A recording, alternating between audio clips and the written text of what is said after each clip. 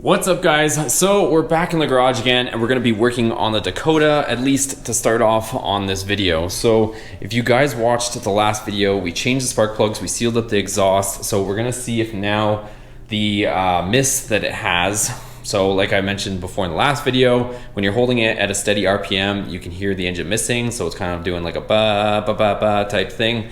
Hopefully that example makes sense, but that's what it's doing. So we're gonna go ahead and start it, see if we have the exhaust leak, and also take it for a test drive probably, see if it still has that miss, and then we'll go from there. So let's get straight into that. All right, so first things first, let's go ahead and start it and see what she does. I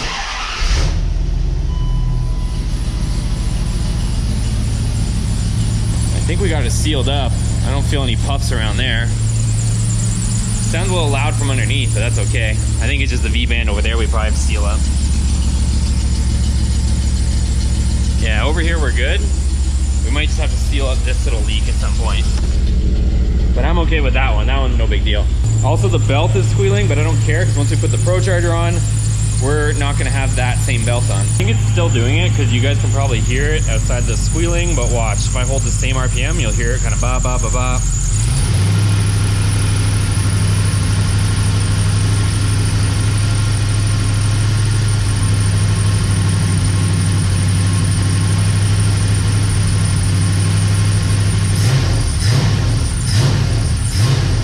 All right, I had to come out here for just a second so you guys can hear me. So since it is still, I don't know if you guys can hear it in the video, but it's still doing it when I hold a steady RPM with my hand, foot, whatever. You can hear it go ba ba ba ba ba ba. So our next test is gonna be to disconnect an injector. We might have an injector issue since we changed all the spark plugs. Doesn't seem to be affecting it in a good way.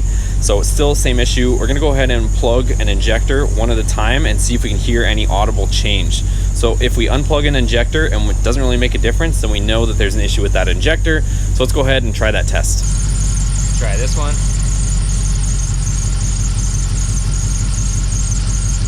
A little bit.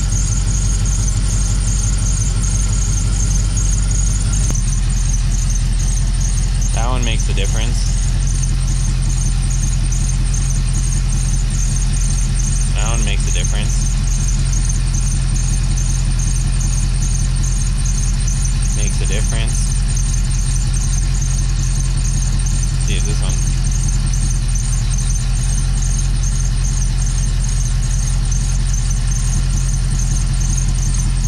All right, so hopefully you guys could hear me through all that, but we ended up kind of pulling some of the injectors one at a time to see if there was any audible pitch and change in sound. So we kind of are leaning towards number 5, cylinder number 5, or at least I am, that injector might be a little bit bad. But just to rule anything and everything out, I'm gonna run a compression test on this engine. We'll see kind of what the health is on this engine. Make sure it's not anything serious because we don't want to put the supercharger on if we have a serious engine issue. So let's go ahead and do that. All right, folks, so I went ahead and got stuff ready without burning my hands off, and this is what we're left with. So I have the compression gauge in there. All the wires are disconnected. I unplugged the coil pack just so these things aren't sparking all over the place. And that's pretty much it. So we're gonna do it one at a time. We'll go ahead and crank it over. I'll probably try to count the cranks just to, we're not gonna go like all day type thing, but maybe like 4 cranks or something like that should get us to our compression, and I'll let you guys know what that reads in just a second. So let's go ahead. It's really not gonna be that complicated. We'll walk over, crank it maybe 4 times. Or maybe the starter is a lot faster than 4 times. Let's see where we're at. All right, so there is cylinder number 2. So you can see we got about 120.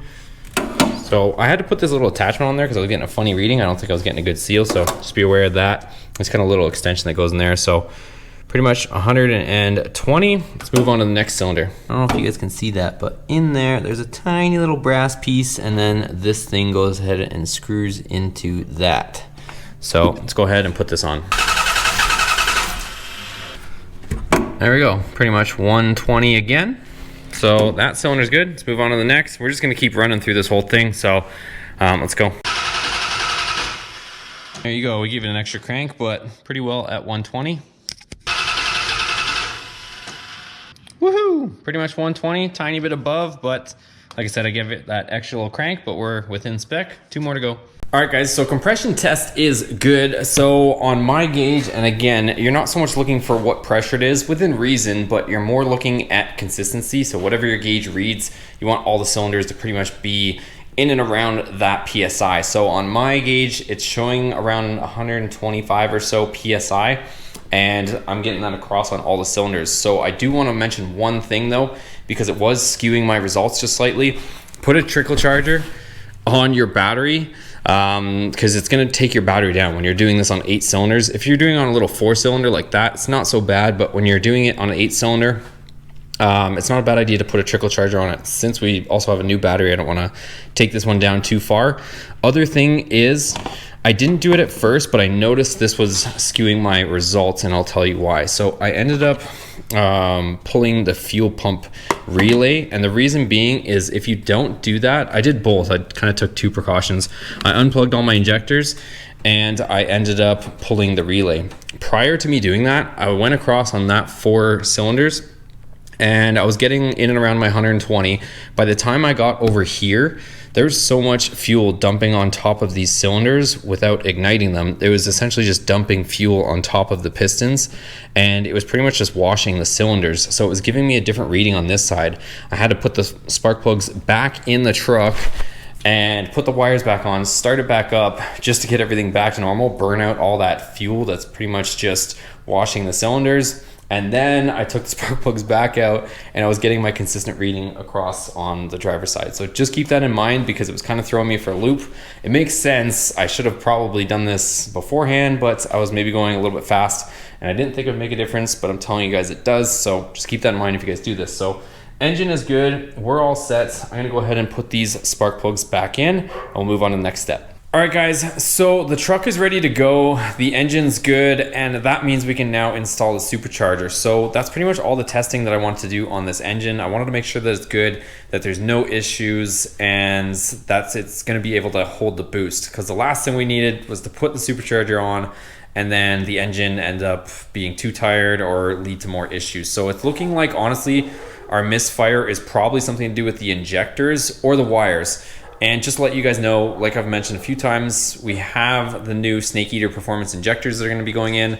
And I also ordered new Firecore. Anyways, I ordered wires from Flying Ryan Performance. So he has those on the way. So we're going to get some good quality wires. And that should be pretty much the end of our issues. So right now I have a little secret on the floor, and I'm going to let John talk for a second.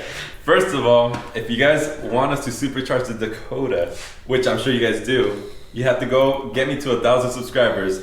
And my channel name is Najar Entertainment, Najar Entertainment. Yeah. And look at what we might install if you guys get me to 1,000. Yeah, so let's Coming go on the next episode. Yeah, let's go ahead and do John a favor. You guys have seen him on the channel a bunch of times. He's always helping us out. So he's so close to getting 1,000 subscribers. And once he gets 1,000 subscribers, he'll be able to monetize his videos. So he's very close. He's almost at 900. So I know you guys can do it. I'll link it down below, so you guys can go ahead and do that. So he's over here right now. I literally have the supercharger ready to go. So we're gonna probably end up installing it, and once he gets to 1,000, I'll release that. There's no reason why we can't get him to 1,000 by tomorrow. We'll go ahead and we're gonna install this, you guys. So that's pretty much gonna wrap up today's video.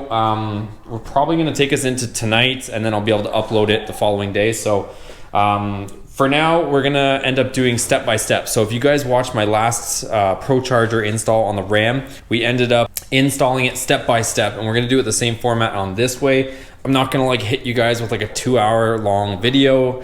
I'm gonna do it in steps, so I'm gonna show you guys in steps on these videos. So first things first, to get excited and just to see how everything's gonna fit, we're gonna put the head unit in there, put the Pro Charger in there, and then we'll start like putting in all the piping and everything else that goes along with it. Injectors, map sensor, gauges, all that good stuff. So if you guys like this video, give it a thumbs up, hit that subscribe button, go subscribe to John's channel. Don't forget, you guys, and we'll see you guys in the next video. Thanks for watching.